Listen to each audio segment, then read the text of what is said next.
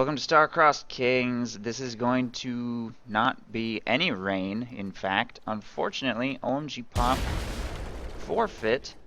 So Rain 3 comes to an end with 10 challengers defeated. OMG Pop defeated 10 challengers, including some of the KOTU community's biggest names. And unfortunately forfeit thereafter. So now we are in the process of selecting a new king. Cheese and Looney, both randomly selected from the raffle, to attempt to take control of the Star-Crossed King's throne. And since Looney was the first selected, we're treating him as Axis first for this series. Cheese playing as Soviets first, Looney playing as Ostherr, Cheese playing as Soviets, and he's chosen conscript support tactics, interestingly enough. And the map, of course, is Faymanville Approach, continuing to cycle through the pool. Cheese already chosen a commander at the very beginning of the game. Looney going with Mechanized Assault, Close Air Support, and Lightning War. So pretty standard stuff from him. We see Mechanized Assault a lot on this map. I expect this game will be no exception. The hard part will be keeping it. Double Grenadier opening from Looney. And triple Conscript opening from Cheese. He's, I assume, intending to go with a lot of conscripts this game. Mechanized Assault is probably one of the hardest counters I can even think of to conscript support, though. Conscript support has no counter to the Stug at all, at any point. It ends at 7 command points, no call-ins. So you pretty much have to have an extremely good early game. And Rapid Conscription arrives at the same time as the Stug does, which is actually kind of funny in an ironic kind of way. At the exact time that you need to start replacing massive losses, the Stug hits the field.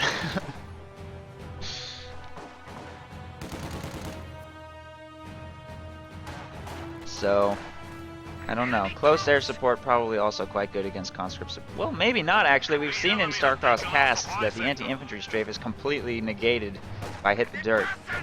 So that could prove interesting. Some light engagements at various locations on the map here in the beginning. Conscripts trying to cut off control. Grenadiers trying to engage cost effectively. At range, in cover, making good use of this fence to block shots from that conscript squad here during this engagement. Grenadiers moving up to support here on this end. Grenadiers in the north winning against those combat engineers will get that victory point captured. So it's still 500 to 491. Nobody has much of a lead in either direction. Victory point clock is stopped, and the map is split pretty much in half. No retreats yet from Looney, 2 retreats from Cheese. Doing pretty well for engagements. Needs to get that map control going though. Sending some Pyos to back cap there in the north. Wounded Grenadiers to back cap in the south. I really like seeing the usage of wounded squads to back cap. It makes so much more sense to do that than to just retreat immediately. So much more efficient. Gets your economy going. Best thing you can do really with a low health squad.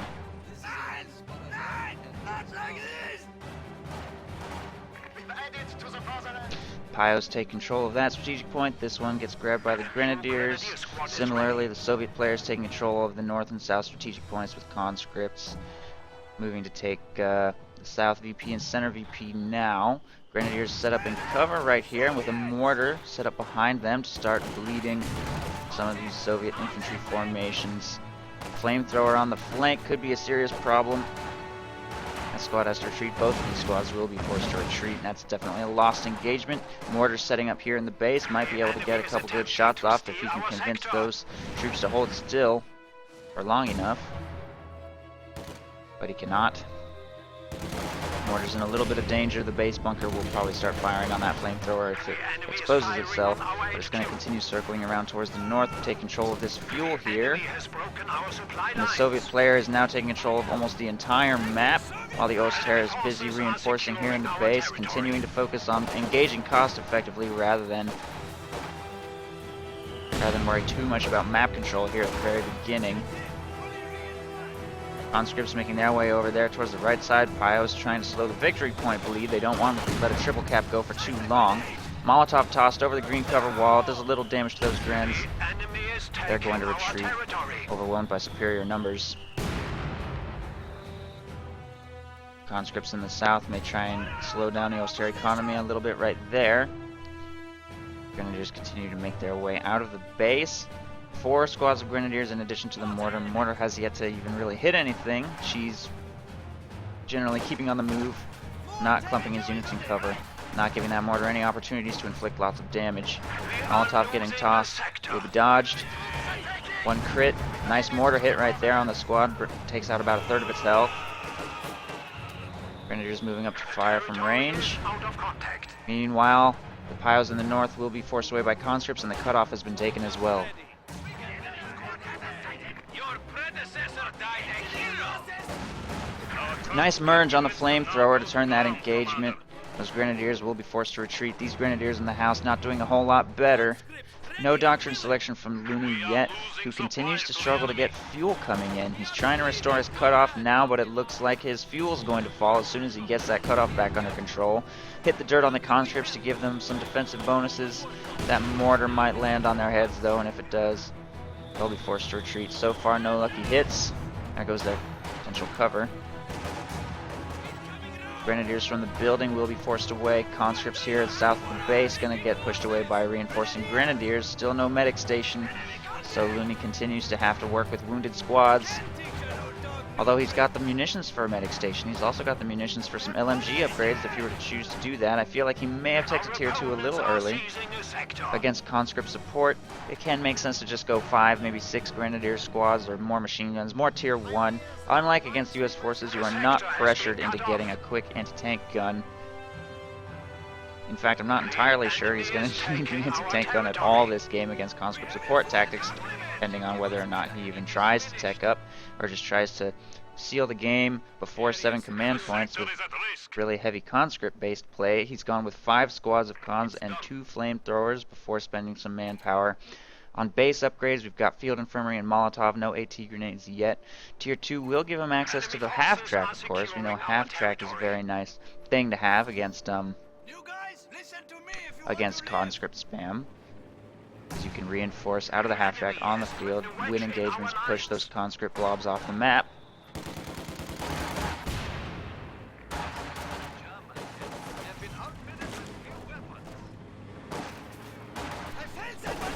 LMG upgrade on the Grenadiers here.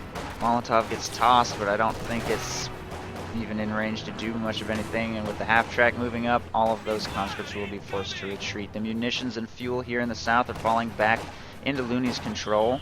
The mortar is bombarding the cutoff, but I still don't think it's really done much. No kills yet at all.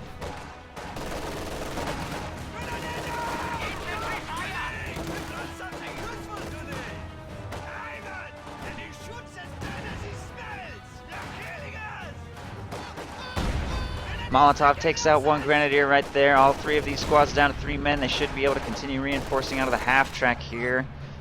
Conscripts show no real signs of being able to turn the engagement back in their favor, and the fuel is falling into austere control, but Looney really needs to get control of that cutoff back. If he could dedicate a single squad to harassing the north, that would go a long way too. Since it's completely undefended right now, and kind of needs all of the forces he has in this area to continue battling conscripts. The mortar is actually doing pretty good damage to this squad finally, after well, 1 kill. I guess that's not that impressive. Half-track plus Grenadiers continuing to battle these conscripts should win this engagement easily enough. There's no way those conscripts are going to be able to make this engagement happen, although that particular mine almost takes a squad, 1 man remaining. Should be able to continue reinforcing that because he's spending all of his manpower on reinforcements here to finally win engagements, get a little bit of map presence. Doesn't seem to be able to afford any fresh squads to get territory under control. He's actually gone with an MG42 back to tier 1. Purchased tier 2 just for the half-track, then back to tier 1 for the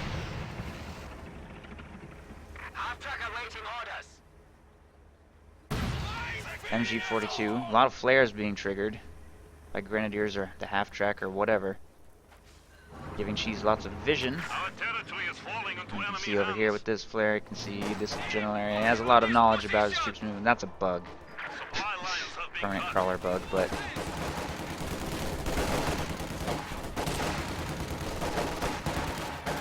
hopefully that one will get fixed. That one's pretty stupid. Bio's getting reinforced out of the half-track here. Grenadiers taking control of that cutoff, and finally the Osterre has just a brief window of income, but it's about to get closed again as these two squads of combat engineers move to harass the fuel. One squad of Grenadiers moving to take control of that structure, and there's Tier 3 from Cheese. Fields T-70, so it looks like Looney will want to get himself an AT gun at the 10-minute mark rather than the 5-minute mark like would be necessary against US forces. Ooh. There goes that full squad. So there it goes. Tier 2 is producing an AT gun now. T-70 going in on that half track, which is going to have to desperately make its way back to the base. Heavy damage from these conscripts on that Grenadier squad. We'll see another wiped, I think. 2 squads of Grenadiers now wiped by that T-70. It's already Vet 1. Had a very, very dramatic impact, and it looks like Looney's going to get pushed completely off the battlefield again, lose full control of the map again, be completely shut into his base. Looney does have the fuel almost, and CPs, however, for a Stug E. If you were to field one of those, Cheese may be in a bit of a dangerous situation. Nice mortar right there. Did a lot of damage to those conscripts. They'll retreat. Grenadiers moving down here for the victory point. Trying to slow down that triple cap. If they can lengthen the game, it's going to get very difficult for Cheese later on, depending on Looney's doctrine selection. No battle phase 2. Shugi is 3 fuel away. He could definitely alleviate a lot of the pressure that T-70 is putting on him with his Stug.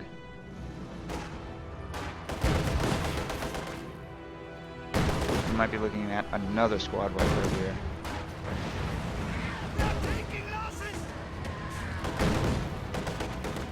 Harassing with a lone squad while there's a T-70 on the field is a very good way to lose that lone squad. No Grenadiers left at all. Oh, that mortar though. Wow. The mortar just one-shotted that conscript squad. They were already a little damaged. I wasn't expecting that whole squad to go down. They were just clumped that tightly. It was also at like a point-blank range mortar.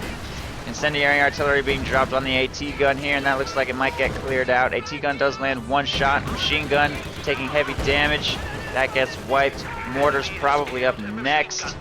He could field a Stug E, but he's not going to do it. Still not sure what commander he's going to go with here. All of his team weapons cleared. All of his infantry killed.